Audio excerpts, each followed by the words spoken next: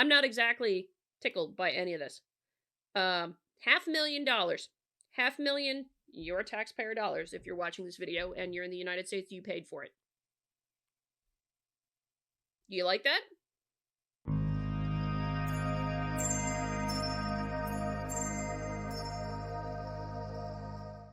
So, this wasn't what I was originally planning on talking about today, but this one crossed my radar from across Twitter here, and I could not resist giving you the lowlights of this particular paper. And it is quite fascinating. So I think it's quite appropriate to put that in here because, for one thing, where was this published? This was published by the American Physical Society. And we'll get into which journal specifically in a minute. I have a few things to show on that. One thing I want to make a point on before I continue, and it will play into relevant in a little bit for one of the points I want to mention, is that whenever I review an article, one of the things I absolutely never do is I never go look up anything about the article. The only thing I know about any of the authors is always from that first line in the article, second line, first line after the title in the article where the author's names are written and what departments they're in. Beyond that, I don't go look at anything. I have no idea what the races of the people are. I have no idea what disabilities they have. None of it. I never go look at any of it. Why? Because it doesn't matter. In the vein of the universalism aspect with respect to science, I don't care. I don't care about anything other than what's in this paper specifically. So I never go look at any of the other stuff. I have no idea of any of the backgrounds of any of these people. I have no idea of any of their kinds of things. I really don't care because it's irrelevant. So, that in mind, I want to point out a few things. Observing Whiteness in Introductory Physics, a case study. Spoiler on this one, really is just a case study that they talk about. Note to self. And one of many reasons why, if it were me reviewing this article, I would never have let this pass peer review. Anyway, let me read the abstract for you per normal. This abstract by itself is just hysterical. Within Whiteness, the organization of social life in terms of a center and margins that are based on dominance, control, and a transcendent figure that is consistently and structurally ascribed value over and above other figures. In this paper, we synthesize literature from critical whiteness studies and critical race theory to articulate analytic markers for whiteness and use the markers to identify and analyze whiteness as it shows up in an introductory physics classroom interaction. We name mechanisms that facilitate the reproduction of whiteness in this local context, including a particular representation of energy, physics values, whiteboards, gendered social norms, and the structure of schooling. In naming whiteness and offering a set of analytic markers, our aim is to provide instructors and researchers with a tool for identifying whiteness in their own contexts. Alongside our discussion, which imagines new possibilities for physics teaching and learning, we hope our work contributes to critical whiteness studies' goal of dismantling whiteness. Okay. I should already tell you what you need to know on this. This is not a study. This is a study. Because as it were, they actually admitted to the advocacy thing of critical whiteness studies straight up at the front, and likewise with critical race theory, they have an activism dimension. They are interested in changing society rather than learning about it, which immediately says you violated disinterestedness. This is quite the normative principle that you are supposed to do research for the sake of pursuing the truth. Here, you are not supposed to be doing it with an eye to your own societal goals. So yeah, no, this is not a study, not a study at all. Anyway, despite it claiming to be a research study. This is not going to be the full-on Thursday review that usually takes an hour. I'm going to try and keep this under 30 minutes for you guys and just show you the lowlights, and I mean that quite literally, lowlights of this, to make a very clear point that this is not a study in the slightest. They can claim it all they want. I very, very firmly disagree here. That this is a study. So I'm only going to focus on the few things that I've highlighted that I think are relevant to this, to point out the very fundamental flaws, alongside of a few other things of note that are just quite humorous, alongside of just how terrible this is. Critical race theory names that racism and white supremacy are endemic to all aspects of U.S. society, from employment to schooling to the law. This is correct, actually. Critical race theory and Introduction points that out there, that the primary assumption and tenet of critical race theory is that it is assumed to be in every interaction, what have you. Notice that this is an assumption. Critical race theory never proves this assumption in the slightest. Never in any of their literature have they actually proved it. So they are starting from something that is unproven to begin with. Another thing, we also see we see the outcomes of this in, for example, differential incarceration rates of infection and death in the era of COVID, and police brutality. We also see the outcomes of this in physics. For example, the American Physical Society reports that whereas almost 16% of the U.S. population aged 20 to 24 years is black, only 3% of bachelor's degrees in physics and 1.8% doctorate degrees are awarded to black students. Logical fallacy, straight out of the gate.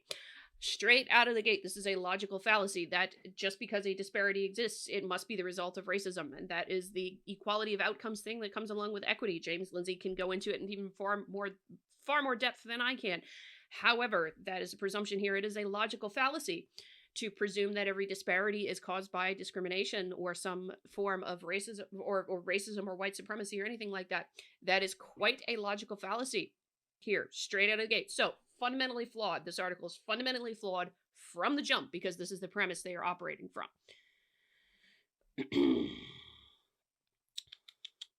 One central goal of critical whiteness studies is to make whiteness visible, to unmask the racial character of many of these normative practices and beliefs, to make visible what remains invisible. A central premise of critical whiteness studies is that taken for granted and invisible nature of whiteness is a primary means through which white dominance goes unchallenged, such that making whiteness visible to is one way to disrupt white dominance. Here's the problem with that. Again, assumption. These kinds of things builds off of that assumption from critical race theory that racism is endemic to life. This is where that comes from also. Builds off quite a heck of a lot of assumptions that such things actually even exist in here. So, yeah, no, don't buy it. Let's see. Our analysis of the focal episode in this paper. Did you catch what I just said? Draws on critical race theory and critical whiteness studies to make whiteness visible and to name some of the practices and narratives that reify and reconstitute it in one physics classroom space. Did you catch what I said in there? Did you catch what was in that statement? When they titled, it was a truthful thing in the title of the article when they said a case study. It was quite accurate and correct. This whole article, all of its conclusions, is based on one data point, one conversation that they analyzed and did a whole heck of a lot of mind reading on from my quick read of it. And maybe I'll do more on this for my locals community, but a heck of a lot of mind reading. But one data point, one conversation on which they make the entirety of the conclusions of this article. That's it. Again, like I said, study, not a study. Drawing on the literature, we name the following as analytic markers of whiteness as social organization. Organization of social life that resembles a center with margins, where what is at the center is ascribed value over and above other figures. Okay, there's that. Meritocratic and other frames of race evasiveness used to explain the creation and or maintenance of a center. Constraints on people's agency to engage in mutuality, there we go, and community care, even when these may be centrally held values.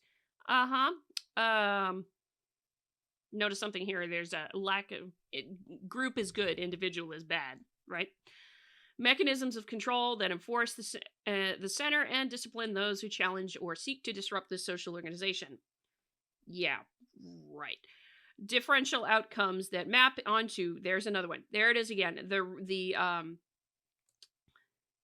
That's the disparity fallacy codified right there.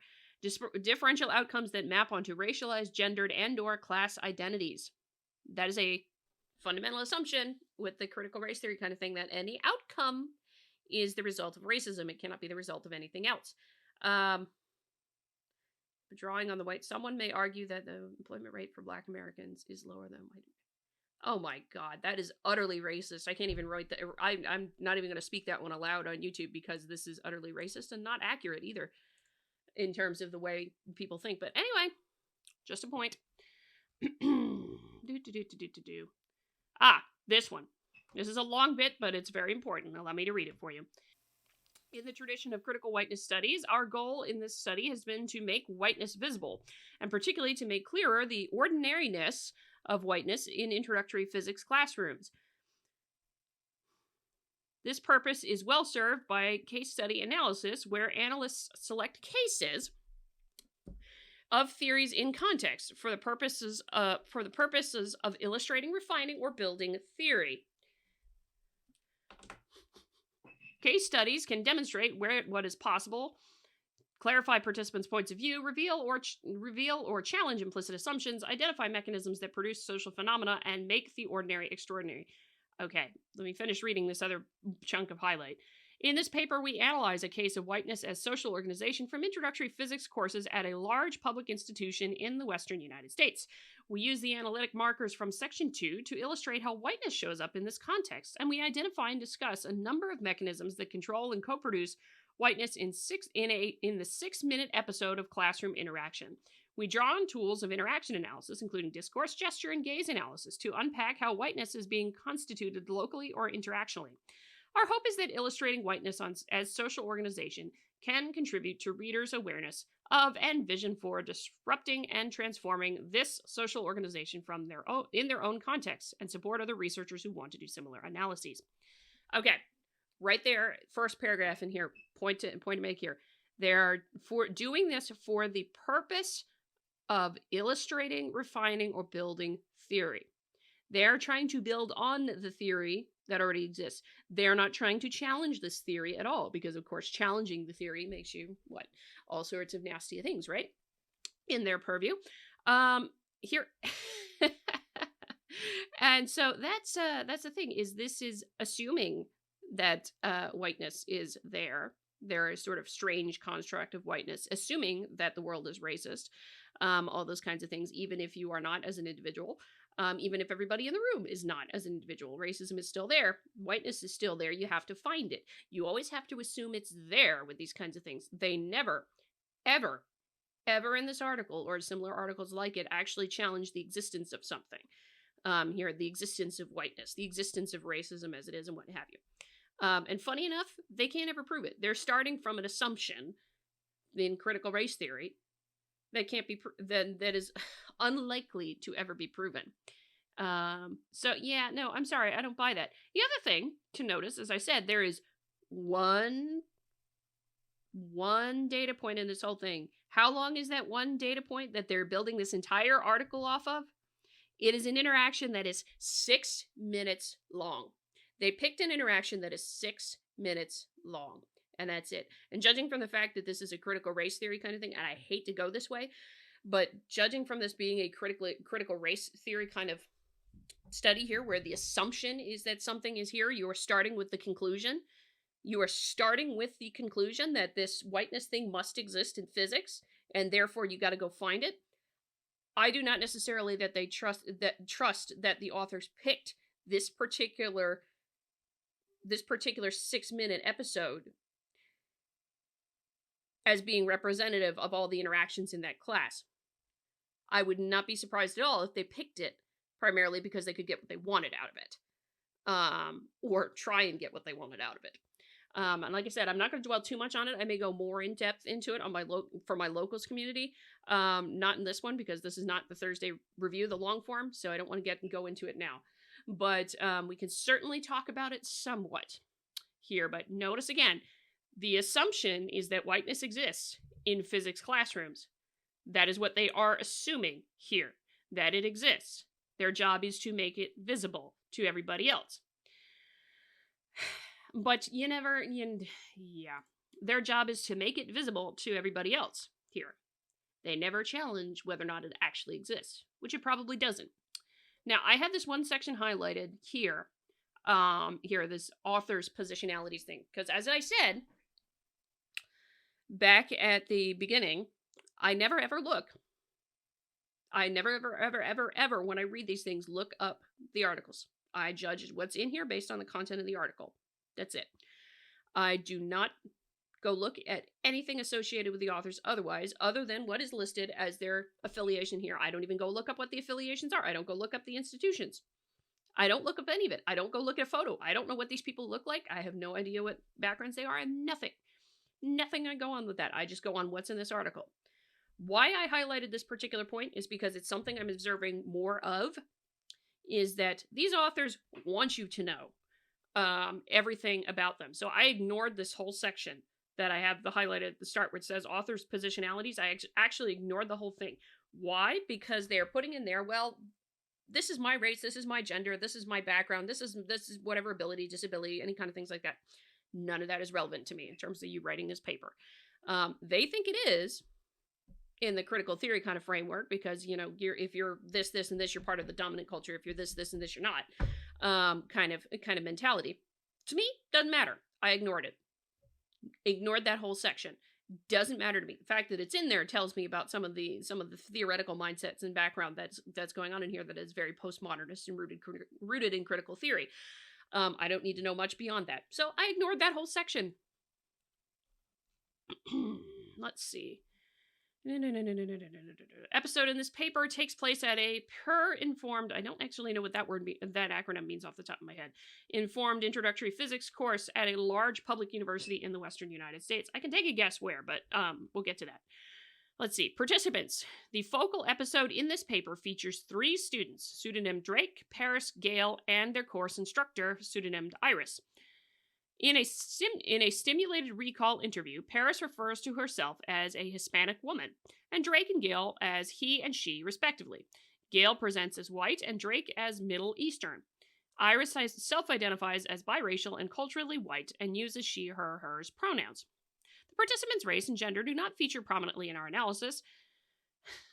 Our analysis focuses on whiteness as a social organization with the aim of illustrating how everyday interactions in physics classrooms reflect and reify whiteness. Which for them, in other words, despite the fact that this is, again, one thing, one case study, one anecdotal data point that they picked out that is 6 minutes long to do this entire paper off of.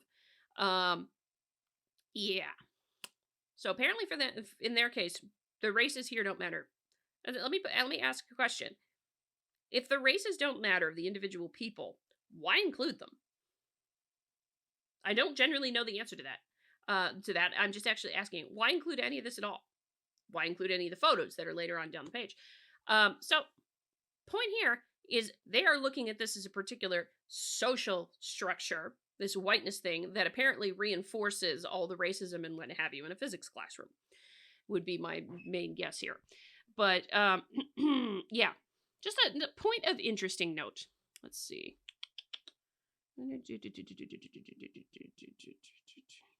Okay. So basically I'm not going to go read through this whole thing because I don't want to spend all the time on it. Again, I may go through this more for my locals members. The focal episode is a 6.5 minute thing. Again, one data point, 6.5 minutes long. That's it. We analyze begins immediately after the course instructor assigns problems to each of the groups, and they go through this whole thing of creating an energy diagram and what have you, energy interaction diagram here as part of their introductory physics class. What they're going through here is how the students worked together in the 6 minutes that they were working on the problem here, where the gentleman was apparently centered and the 2 ladies here were marginalized, as it were. Goodness. There's a lot of things that they assume. So in this whole section, they are just saying here, but I want to point something out here that's actually a very good thing to notice how they're putting their own ideology into this in interpreting a situation. Let's see. So we interpret Drake's move in line 21 as a bid to turn the attention of the group back to the representation he had begun to draw on the whiteboard, specifically to determine what he should label the final conditions on the right vertical notch at the arrow at the top of the energy interaction diagram. We interpret that. They are interpreting what the reason was that he did that. Did they ask him why he did that? Why? Things like this is amazing how much mind reading comes in. How much the attempt of mind reading here. To which they go on to say, okay, We think that centering is done this way. Whiteness as a social organization normalizes and rewards the creation and maintaining of a well-defined center and margins. In this episode, classroom activity is organized in such a way as to make normal the centering of Drake and the representation he constructs over and above the sense-making that Paris and Gale are doing. Evidence for this is in Drake's attention, which is directed toward constructing the energy interaction diagram and away from the sense-making that Paris and Gale are doing.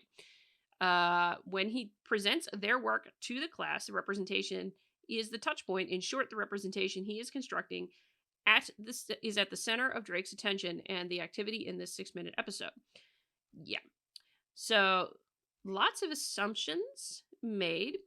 I think a prime one right there is assuming, part on the viewers, assuming that this could be just one person's work. Also assuming that the people on the margins, as they would put it, have their attention divided to have to look at the person in the center. They don't necessarily know, here they don't ever say it, that, oh, yeah, the guy at the board is listening, paying attention, and talking to them about these different things and trying to make attention there. Some people, and the other thing that gets ignored in this is work styles, group interaction styles, anything like that. All of that gets ignored in favor of, how does this reconstruct whiteness? You know, that's it. They don't talk about any of those other things about group styles, work styles, student interactions, personalities. The students themselves, in these recall interviews that they did about the experience in the course, where they put it here later, draws on meritocratic and naturalization frames to normalize Drake's centering. Well, okay. What if he's just more of an assertive personality? They actually ignored that. They actually don't think they actually think that's naturalizing whiteness, to talk about the idea that, well, some people just have more assertive personalities. Some of those kinds of things. There's an awful lot of mind reading and interpretation to try and interpret things through the lens with which these authors themselves are viewing the world. And that is the view of critical race theory, where you have, well, racism is everywhere, and so whiteness is everywhere, so we got to figure out where whiteness is.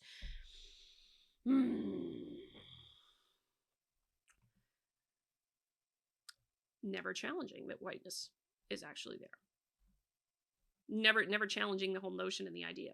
Anyway, I don't want to go dwelling on this part too much, except for this one, which was quite funny. Entangled with the above is the use of whiteboards as a primary pedagogical tool. Though whiteboards have been shown to have a number of affordances when they are used as a collaborative tool that all members have access to, in this episode they play a role in reconstituting whiteness as social organization. In particular, whiteboards display written information for public consumption. They draw attention to themselves, and in this case support the centering of an abstract representation that the person standing next to it presenting. They collaborate with white organizational culture, where ideas and experiences gain value when written down. So in other words, because you're writing stuff on a whiteboard, you're engaging in the written word, and you are codifying whiteness. That's pretty much what I get out of it, reading it there, which is utterly stupid. To be honest, it's no surprise that I have very fundamental disagreements with this ideology that they're putting forward here. This is not research. This is ideological bilge. Let's see. Okay. I think those are the main things. Again, I can't go through all of this right now, but I wanted to make a couple of points and show some things here. Of course, they thank Ta-Nehisi Coates, and they've mentioned a number of critical race theorists in here. Ta-Nehisi Coates is a critical race theorist also. We are grateful to Mackenzie Mack for anti-oppression coaching and feedback on a draft of this manuscript. I don't want to know what the heck anti-oppression coaching is. I'm guessing it has to involve a certain amount of self-flagellation, but we shall see. But one of the more important things I want to point out to you all is this work was funded in part by the National Science Foundation grant number 1760761. The opinions stated in this paper are, I'm glad for that. Because it is all opinion and ideological bilge that is quite unfounded. Now, I actually want to flip over and show you guys the journal itself and some of the about section of the journal. So this is the journal in question that published this piece of bilge here, and I'm having a technical difficulty, so I can't go back to the article as we finish up, but this is something I wanted to point out. The Physical Review Physics Education Journal, Prepper, as it will, covers the full range of experimental and theoretical research relating to teaching and learning of physics and astronomy. Prepper is the only fully open access journal for physics education research. You can always find the aims and scope of an article. Prepper covers all educational levels from elementary through through graduate education. All topics in experimental and theoretical physics education research are accepted, including but not limited to policy, scientific reasoning and problem solving, diversity and inclusion. I'm guessing this fell under that canon, right? Acceptance criteria. Submitted manuscripts presents results of importance to the field, generate instruments to preppers for readers, represents an authoritative and substantive addition to the body of literature, explore the subject matter comprehensively and thoroughly. I'm going to say those last two are utter fails with this article that I just read. Why? Because A, it's one data point. It is one single data point that I'm going to point out here. It's not really comprehensive of anything. And I'm certain it's not really all that substantive, because you're basically taking a conclusion and trying to figure out how to fit your results to the conclusion. That's pretty much what I read in this thing.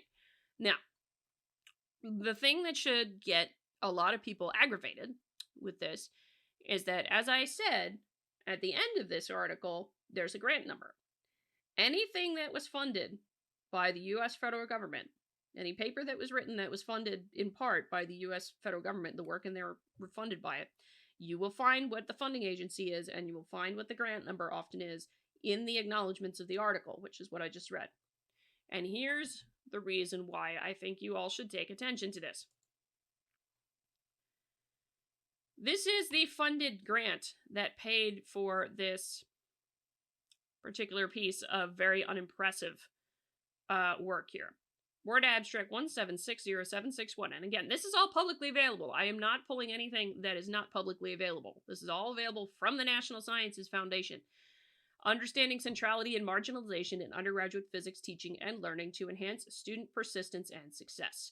And here is the reason why I mentioned this. So this is NSF, National Science Foundation, is a bunch of different divisions. This is a division of human resource development. Seattle Pacific University is the university to which things were awarded, hence why I think this was done just there. With the different principal investigators and co-investigators listed. Again, don't harass anybody, please. Don't do that. But I want to point something out that is kind of important. Start date of the grant, July 1st, 2018. End date of the grant estimated, May 31st, 2023. Total intended to award amount, total awarded to date. This was all funded up front. $495,847. Let me say that again. This bilge of a paper was part of this grant, funded by taxpayer dollars to the tune of $495,847. You're an American taxpayer, you paid for it. Are you bothered by this nonsense?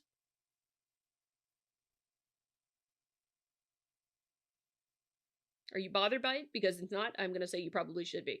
This is pretty bad to have a $500,000 grant, albeit that's a very short amount. That's a very small amount of money for that kind of, well, at least for what I'm kind of used to dealing with. Very small amount of money to be dealing with for something that is a 5-year grant, effectively. So yeah, I'm not exactly tickled by any of this. $500,000, $500,000 your taxpayer dollars. If you're watching this video and you're in the United States, you paid for it. Do you like that? Do you like that particular bilge that says that whiteboards center whiteness and that makes an assumption and does some pretty horribly bad science off of it?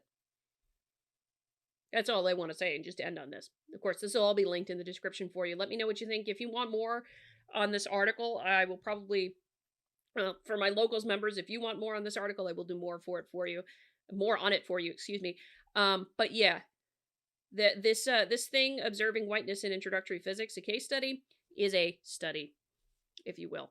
It's anecdotal, one single point. It starts with the conclusion that whiteness is everywhere, if you will, that whiteness is in everything, and that racism is everywhere, which is the fundamental thing here.